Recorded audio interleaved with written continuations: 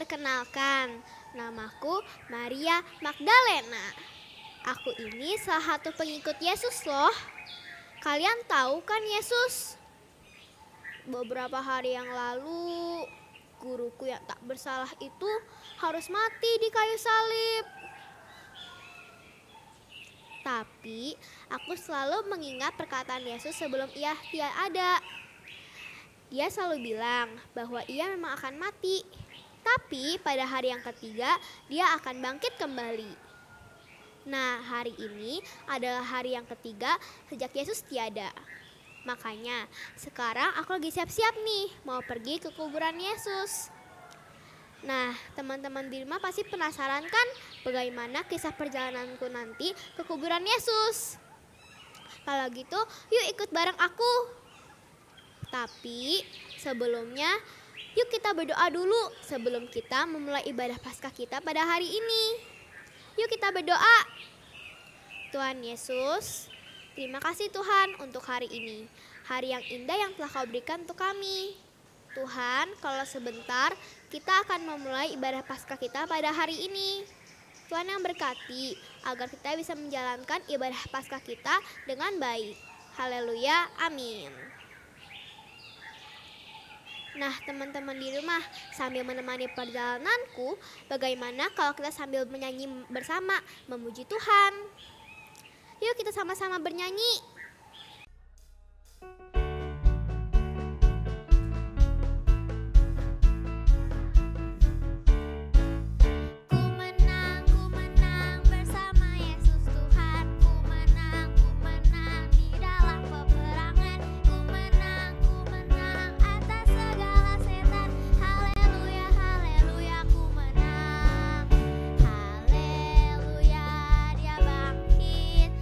Haleluya,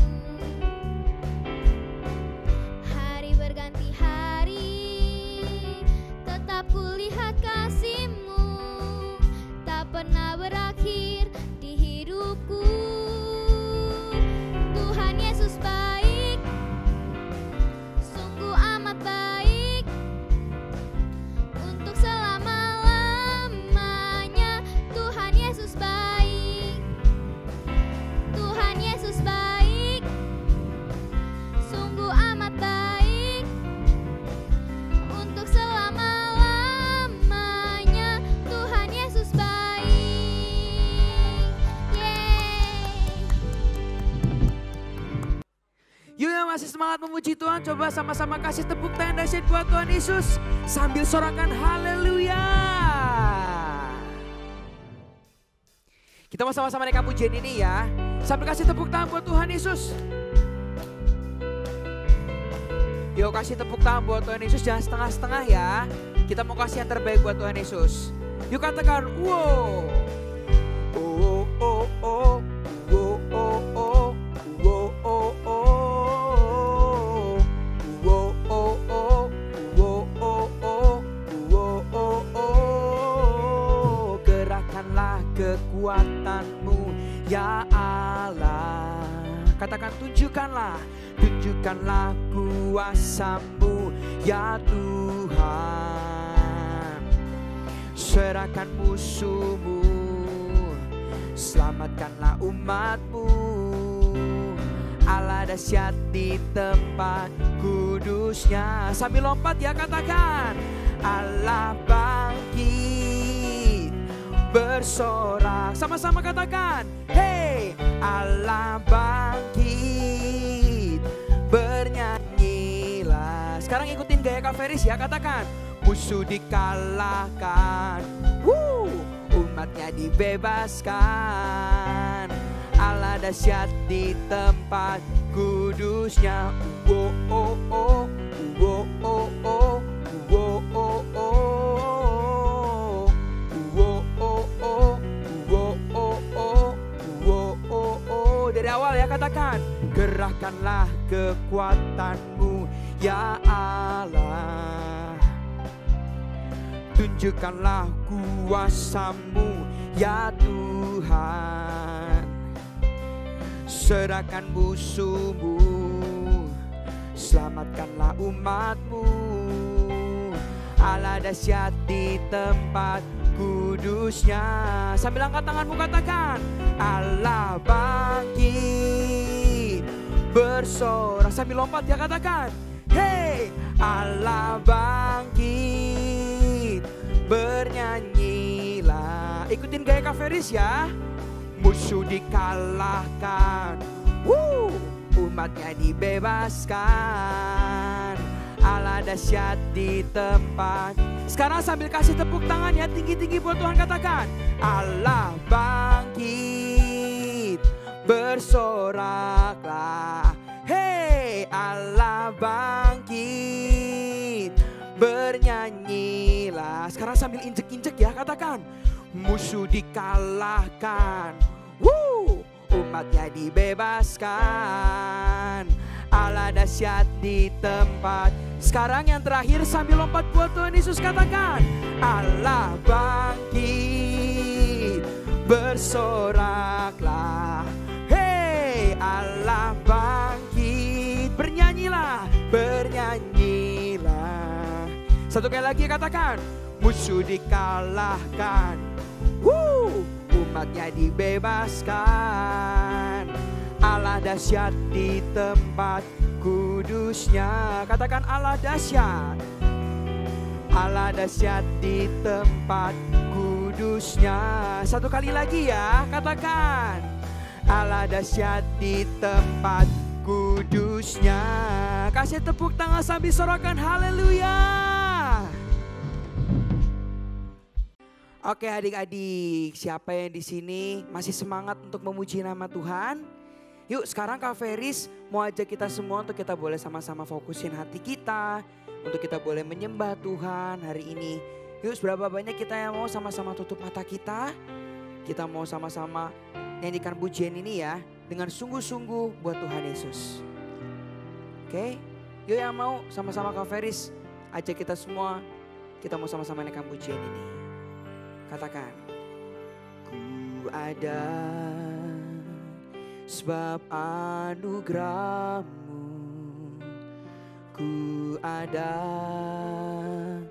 karena kasih-Mu, Tuhan Yesus. Ku berterima kasih buat kasih rahmat-Mu. Sambil angkat tangan kita katakan, terima kasih Yesus, Yesus, terima kasih. Hanya anugerah-Mu buat hidupku sekarang. Ku kan memuji-Mu selamanya. Yaudah lebih sungguh-sungguh lagi naikkan pujian ini, katakan. Ku ada sebab anugerah-Mu, ku ada karena kasih-Mu, Tuhan Yesus. Ku berterima kasih buat kasih rahmat-Mu. Sambil angkat tangan kita katakan, terima kasih Yesus, Yesus, terima kasih. Hanya anugerah-Mu buat hidupku sekarang. Ku kan memuji-Mu selamanya. Sekarang adik-adik sendiri katakan, terima kasih Yesus, Yesus, terima kasih. Hanya anugerah-Mu buat hidupku sekarang. Ku kan memuji-Mu selamanya. Lebih sungguh-sungguh lagi katakan, terima kasih Yesus,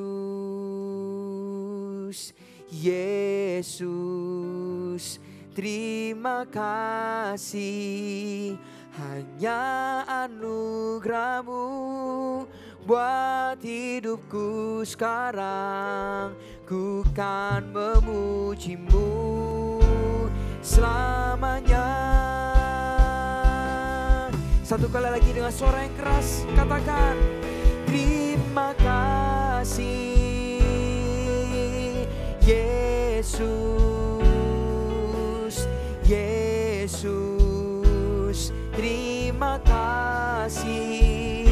Hanya anugerah-Mu buat hidupku sekarang. Ku kan memuji-Mu selamanya. Ku kan memuji-Mu, ku kan memuji-Mu selamanya.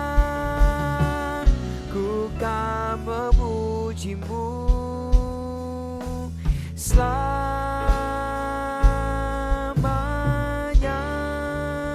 Kasih tepuk tangan terbaik buat Tuhan Yesus. Sama-sama sekali lagi Kak Ferry saja kita semua untuk satukan hati kita berdoa. Tuhan, terima kasih buat kesempatan kami boleh menyembah Engkau. Kalau kami boleh sama-sama merayakan hari Paskah hari ini Tuhan. Terima kasih Tuhan, Kau boleh bangkit buat setiap kehidupan kami. Tuhan, kalau sebentar kami mau sama-sama dengerin kebenaran firman-Mu. Biar sungguh-sungguh Tuhan kami boleh mendengar, kami boleh menyimak Tuhan dengan baik. Sehingga setiap kebenaran firman-Mu boleh kami tangkap dan kami boleh lakukan dalam kehidupan kami sehari-hari. Terima kasih Bapak, hanya di dalam nama Tuhan Yesus yang siap dengerin firman Tuhan. Sama-sama kita katakan, amin. Aduh, bagaimana ini? Mengapa jasad guru tidak ada lagi di sana? Siapa yang telah mencuri jasad guru?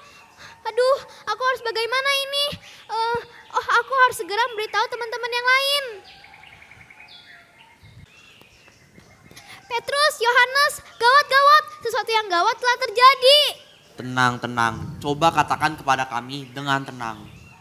Itu, kubur Yesus telah kosong. Iya, kubur guru kita telah kosong.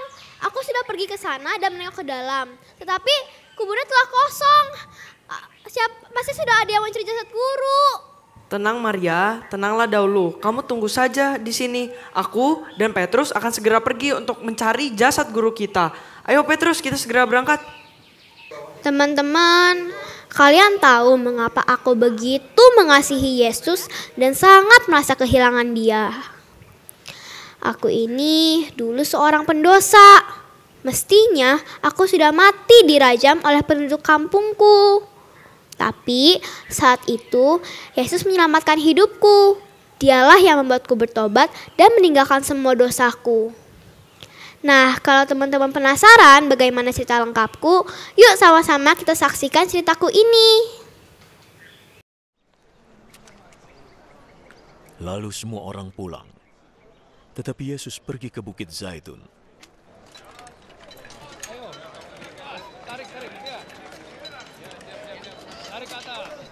Keesokan paginya ia kembali ke rumah Tuhan.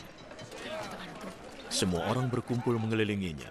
Lalu ia duduk dan mulai mengajar mereka. Guru-guru agama dan orang-orang Farisi membawa masuk seorang wanita yang kedapatan berzina dan menyuruhnya berdiri di hadapan mereka. Guru,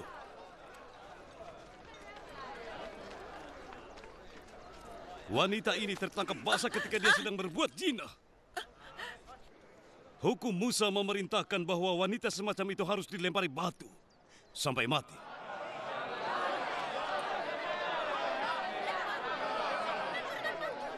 Bagaimana pendapat guru? Mereka menanyakannya untuk menjebak Yesus agar dapat menyalahkannya. Tetapi Yesus hanya menunduk dan menulis dengan jarinya.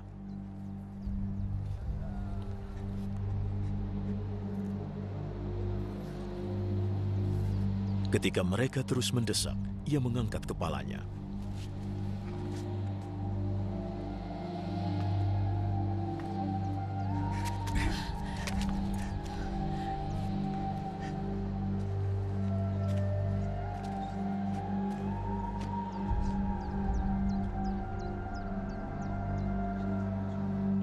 Siapapun yang merasa tidak pernah berbuat dosa, biar dia yang pertama yang melemparinya. Kali ini dia membungkuk dan menulis di tanah.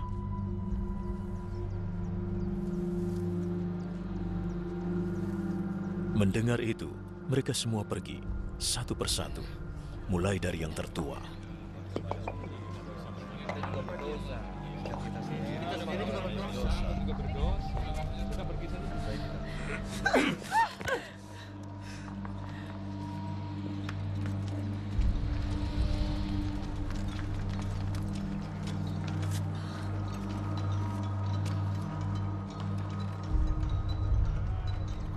Tinggal Yesus sendiri dengan wanita yang masih berdiri di situ. Ia berdiri. Di mana mereka?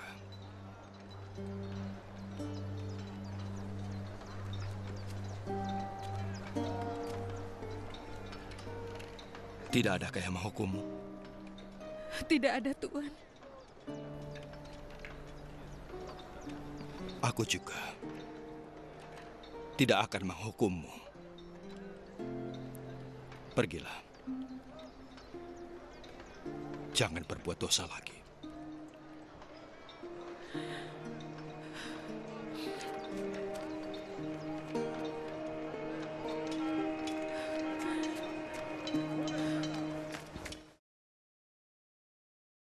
Nah, adik-adik, itu tadi kisahnya Maria Magdalena. Dia begitu setia mengiring Yesus, bahkan di saat-saat penderitaan Tuhan Yesus. Ketika murid-murid yang lain, sahabat-sahabat yang lain meninggalkan Yesus, Maria Magdalena dengan setia mengiring Yesus sampai Yesus disalib, bahkan sampai Yesus dimakamkan. Dia tetap ikut. Bahkan di hari kebangkitan Tuhan Yesus, dia yang paling pertama melihat kubur Yesus kosong. Wah, Maria Magdalena begitu setia. Begitu setia. Seperti judul kita hari ini, Who Stay With Me? Siapa yang tetap mau bersama-sama dengan aku? Siapa yang tetap tinggal bersama dengan aku? Ya, kira-kira itu yang dipertanyakan Tuhan Yesus sama kita juga. Ketika dia mengalami penderitaan, sahabat-sahabatnya justru meninggalkan dia. Wah, itu bukan sahabat yang baik ya. Ya, Kak Yudi punya ilustrasi. Orang-orang yang tidak setia, Yang ikut Tuhan hanya mau senangnya aja. Ketika diberkati, dia ikut Tuhan. Ketika dia sukacita, ikut Tuhan. Ketika keadaan baik, dia ikut Tuhan. Tapi gimana ketika ada masalah, ada persoalan, ada pandemi, ada penganiayaan, gimana? Coba kita lihat ya. Orang-orang yang seperti ini, dia ikut Tuhan hanya mau berkatnya saja. Tapi ketika mengalami penderitaan, ketika ikut Tuhan harus mengalami aniaya, ketika ikut Tuhan harus mengalami penderitaan dan rasanya nggak enak, dia akan Tuhan, ya, dia tinggalin Tuhan, dia berpisah dari Tuhan, dia berpaling dari Tuhan, ya tidak setia. Nah, seharusnya kita ini jadi seperti ini. Coba kita lihat ya. Ini yang kedua. Ini gambaran orang-orang yang seperti Maria Magdalena. Ketika datang masalah, ketika mengikut Tuhan ada masalah, ketika ikut Tuhan ada pencobaan, ketika ikut Tuhan ada aniaya, ketika ikut Tuhan itu dihina, diejek, nggak enak gitu ya. Gimana? Apakah dia akan tetap setia? Nah, ini gambaran orang yang tetap setia, tetap ikut Tuhan, tetap tinggal bersama dengan Tuhan. Nah, dia akan tetap bersama, dia tidak tinggalin Tuhan, dia bahkan makin dekat sama Tuhan, dia nempel sama Tuhan gitu ya. Nah, mengapa Maria begitu setia sama Tuhan? Mengapa Maria tetap mau tinggal bersama dengan Tuhan? Karena yang pertama, Tuhan Yesus sudah menyelamatkan hidup Maria. Ya, seperti dalam peragaan tadi, Maria itu harusnya mati, tapi karena Tuhan Yesus dia selamat. Ya, dia dilepaskan, dia terbebas dari dosa-dosanya juga. Sama seperti kamu dan saya, kita ini dulu orang yang berdosa, tapi Tuhan sudah selamatkan kita. Yang kedua, Maria itu menganggap Yesus seorang pahlawan bagi hidupnya. Nah, apakah kamu juga menganggap Yesus sebagai pahlawan? Kalau kau mengalami seperti yang dialami Maria Magdalena ini, Yesus menyelamatkan hidupmu, Yesus pahlawan hidupmu, maka kakak percaya kamu pun akan setia. Kamu pun tetap akan tinggal bersama dengan Tuhan seperti Maria Magdalena. Nah, ada satu ayat dalam firman Tuhan yang berkata, hendaklah engkau setia sampai mati, dan aku akan mengaruniakan kepadamu mahkota kehidupan.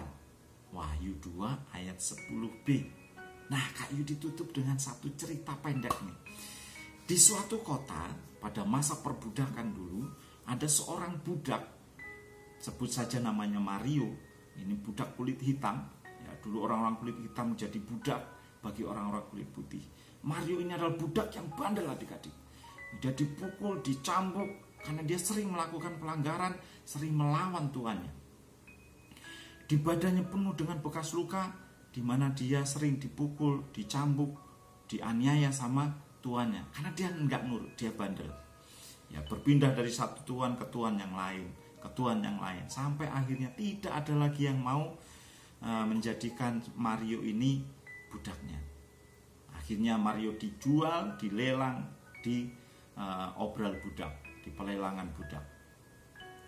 Semua budak yang dihargai mahal-mahal, ada yang $100, umpamanya ya, $50, $200. Nah, Mario cuma dihargai $1. Tapi adik-adik, sudah berhari-hari tidak ada yang mau beli Mario. Kenapa? Karena semua tuan ini tahu Mario ini budak yang jahat. Singkat cerita, si penjual budak sudah bilang, sudah berhari-hari kamu nggak laku, nggak ada yang mau beli kamu, padahal sudah dijual murah. Hari ini kalau kamu nggak laku juga, mendingan kamu aku tembak mati daripada aku rugi ngasih kamu makan terus. Nah, singkat cerita adik-adik, hari itu adalah hari penentuan buat Mario. Kalau nggak Mario bakal dibinasakan sama tuannya. Nah, pada zaman itu memang budak itu tidak lebih berharga dari binatang adik-adik. Singkat cerita, hari sudah mulai senja dan matahari sudah mulai tenggelam, hampir malam. Mario sudah gemetaran karena sebentar lagi hidupnya pasti akan berakhir. Lalu sudah hampir malam, tiba-tiba ada seorang berpakaian putih, berjas putih, ya keren orangnya, ini pasti orang kaya. Buru-buru si penjual budak ini nanya, Tuan mau beli budak Tuan, tinggal tersisa satu ini Tuan, gitu. Si Tuan ini melihat budak ini penuh dengan luka. Dia tahu budak ini pasti bandel, tapi dia punya rencana yang lain. Dia tanya, si pemilik budaknya melihat Tuan ini begitu tertarik. Lalu Tuan ini bertanya, berapa harganya? Karena si pemilik budak melihat kayaknya Tuan ini mau membayar mahal, dia langsung bilang, Tuan, budak ini luar biasa, kuat, kekar, dia bisa bermanfaat. Tuan, harganya nggak mahal, cuma $1.000. Wih, dari $1 ke $1.000, kira-kira mau beli nggak? $1 aja nggak ada yang beli, gimana $1.000 ya? Tapi Tuan ini bilang, oke, aku bayar dia $1.000. Wih, kaget Tuan ini. Bahkan si Mario juga kaget. Dia bukannya berterima kasih, dia malah sebel. Dia bilang, sombong nih orang kulit putih. Ya, ketika Tuan ini mendekat, dia ludahi mukanya Tuan ini. Wah, pemilik budak kaget. Hei, kau gak sopan gitu ya. Udah hampir marah, tapi Tuan ini bilang, nggak apa-apa. Tuan ini mengambil sapu tangan dan mengelap mukanya yang diludahi si Mario, budak yang jahat ini. Nah, adik-adik, apa yang dilakukan Tuan ini? Dia tetap membayar dengan mahal. Lalu dia buat surat, ada surat budak. Lalu dia bilang, sekarang kamu adalah orang yang merdeka. Dia stempel dengan stempelnya. Ini surat kamu sudah ditebus dan kamu sekarang menjadi orang bebas dan merdeka. Kaget si Mario yang jahat ini, yang dikenal jahat ini. Kaget adik-adik, apa yang dilakukan dia? Tiba-tiba Mario menangis. Dia menangis, dia tersungkur di bawah kaki si Tuan ini. Dia peluk kaki Tuan ini dan bilang, Tuan, aku minta maaf, aku sudah berlaku tidak sopan. Tuan, ampuni aku. Tuan, terima kasih sudah menebus aku dan menjadikan aku orang yang bebas. Nah, adik-adik, apa yang terjadi selanjutnya? Si Mario bilang begini, Tuan, mulai hari ini aku akan menjadi pelayan Tuan. Aku akan menjadi pelayan Tuan yang baik. Nah, adik-adik, Mario mengalami apa? Kasih dari si Tuhan ini. Seperti Maria Magdalena tadi. Kasih Tuhan ini menyelamatkan Mario. Kasih Tuhan ini membuat Mario berubah jadi orang baik. Dan Mario ini adik-adik setia menjadi pelayannya Tuhan ini. Padahal dia sudah bebas. Nggak harus jadi pelayan. Tapi dengan senang hati dia menghambakan dirinya kepada Tuhan ini. Sampai Mario meninggal. Nah, adik-adik, apakah hidupmu seperti Maria Magdalena atau seperti Mario ini? Pernah mengalami pertolongan Tuhan dan kamu menganggap Tuhan itu superhero kamu, pahlawan kamu. Tuhan sudah menyelamatkan hidupmu. Kalau kamu mengalami itu, kakak percaya pertanyaan ini bisa kamu jawab. Who stay with me? Kamu akan menjawab, aku Tuhan. Aku akan tetap bersama dengan Engkau sampai aku mati. Sampai Tuhan memanggil aku akan tetap setia.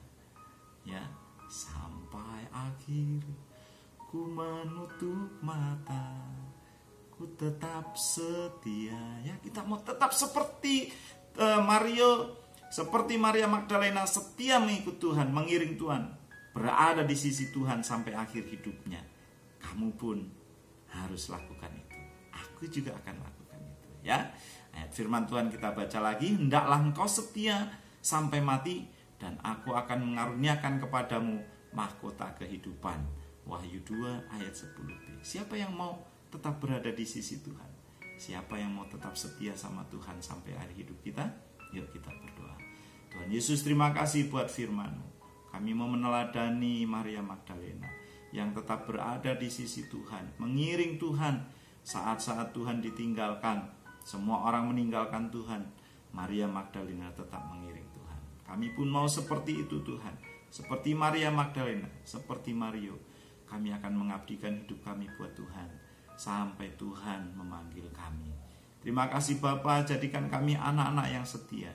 Jadikan kami anak-anak yang kuat mengiring Tuhan sampai akhir hidup kami. Terima kasih Bapa. Kami percaya ketika kami setia, ada mahkota kehidupan tersedia buat kami. Dalam nama Tuhan Yesus kami berdoa. Amin. Nah teman-teman, begitulah cerita lengkapku bagaimana aku bisa mengikuti Yesus. Sekarang kalian tahu kan bagaimana perasaanku? Ibu, mengapa kamu menangis?